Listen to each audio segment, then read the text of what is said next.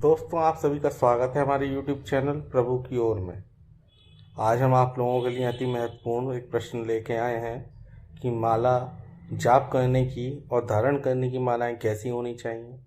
माला में 108 मन के क्यों होते हैं।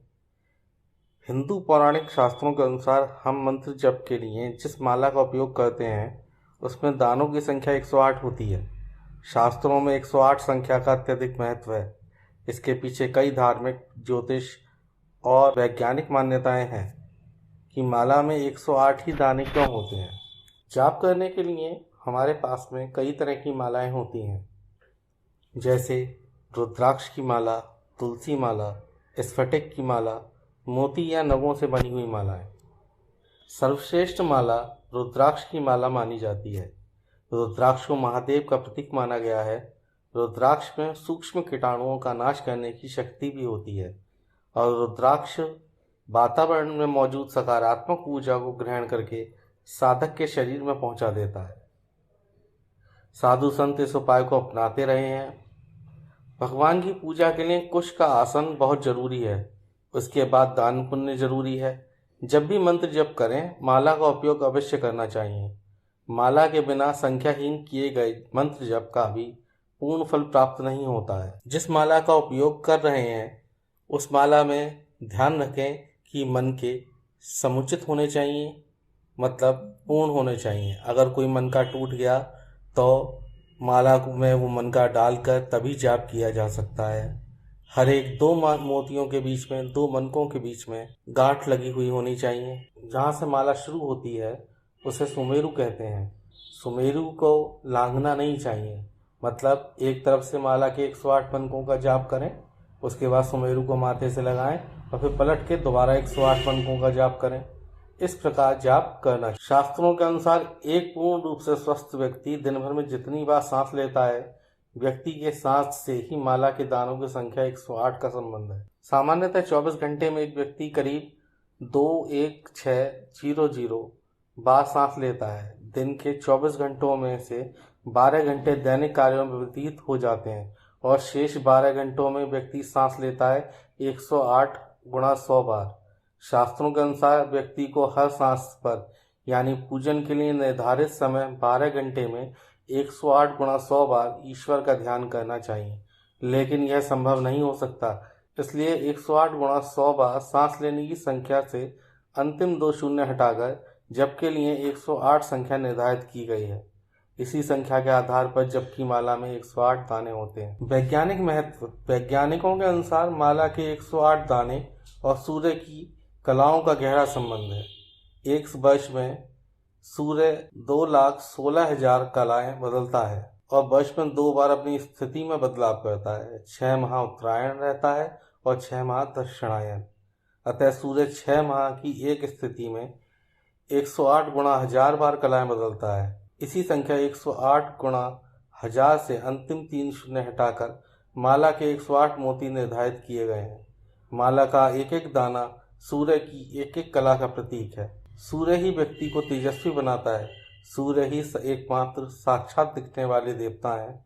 इसी वजह से सूर्य की कलाओं के आधार पर दानों की संख्या 108 निर्धारित की गई है।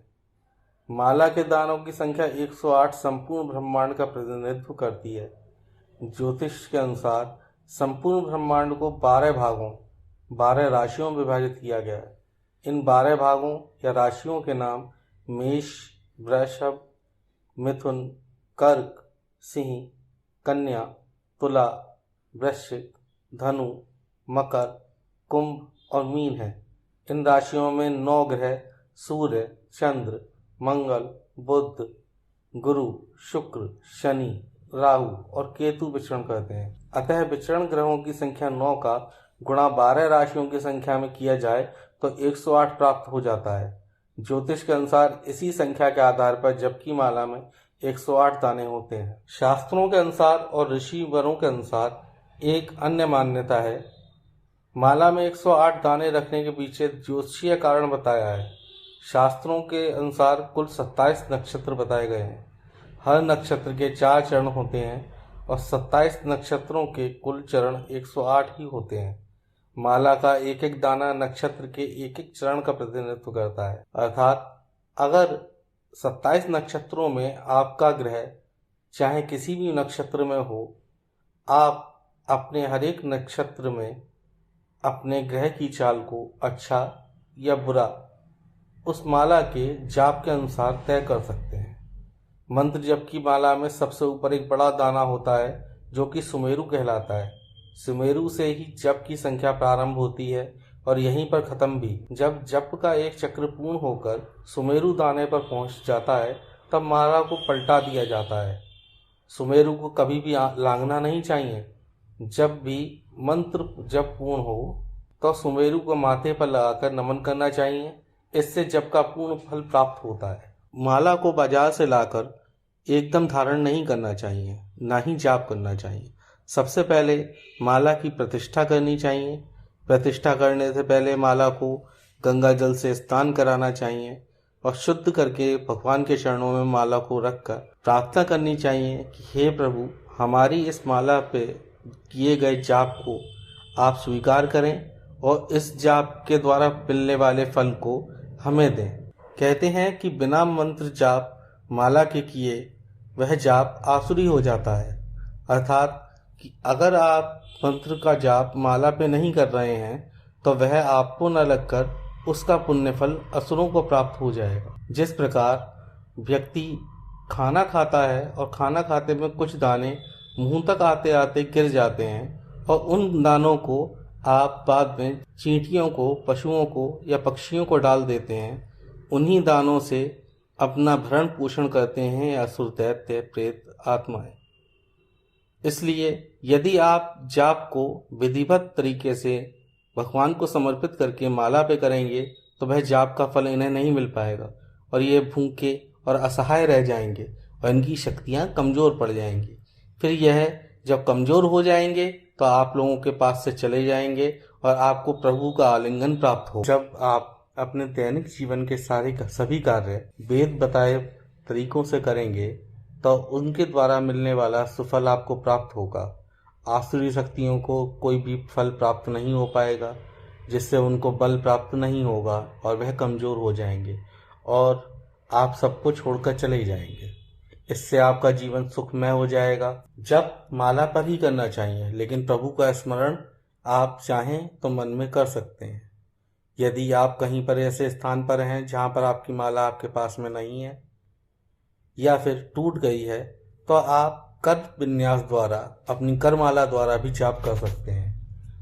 हाथ की सबसे छोटी उंगली के बराबर वाली उंगली को अनामिका कहते हैं। अनामिका के मध्य भाग से जाप नीचे की ओर स्टार्ट होता है, मतलब अनामिका के दूसरे पोर से 1, 2 और फिर जाता है छोटी उंगली पे। छोटी उंगली के नीचे से 1, 2, 3 और फिर आता है अनामिका के सबसे ऊपरी पोर पर और फिर मध्यम जो उंगली है उसके ऊपरी पोर पर और फिर मध्यमा के नीचे की ओर चलता है 2, 3 और फिर जाकर तर्जनी उंगली के नीचे 10वें भाग पर खत्म हो जाता है। इस तरीके से 10 जाप करें और फिर वही अनामिका के नीचे भाग से स्टार्ट करके और मध्यमा के नीचे भाग तक 8 जाप करें। इस तरीके से 108 मालाओं के जाप पूरे हो जाते हैं। माला जाप के भी कुछ नियम बताए गए हैं। माला जाप हमेशा ढका हुआ होना चाहिए। तर्जनी उंगली को हमेशा बाहर की तरफ रखना चाहिए। अंगूठे और अनामिका से माला को रोककर और मध्यमा से माला को चलाना चाहिए। सुमेरु, क्योंकि माला जाप करते समय हमारी तर्जनी उंगली सुमेरु का कार्य करती है, इसीलिए सुमेरु से कभी माला को टच नहीं करना चाहिए। दूसरे की माला से जाप नहीं करना चाहिए। अगर अपनी माला नहीं है तो करमाला से जाप कीजिए। यदि वेद बताए तरीकों से हम अपना जीवन में नहाना, खाना, पीना, जाप, भगवान की पूजा आदि करेंगे तो पुण्य फल अवश्य प्राप्त होगा और सभी तरह की बुरी और आसुरी शक्तियां हम लोगों से दूर हो जाएंगी। आप अपने जीवन में सुख और सौभाग्य को प्राप्त करने के लिए अपने दैनिक जीवन को वेद बताए अनुसार करें। इससे आपको लाभ अवश्य प्राप्त होगा। जय श्री हरि, जय मैया की।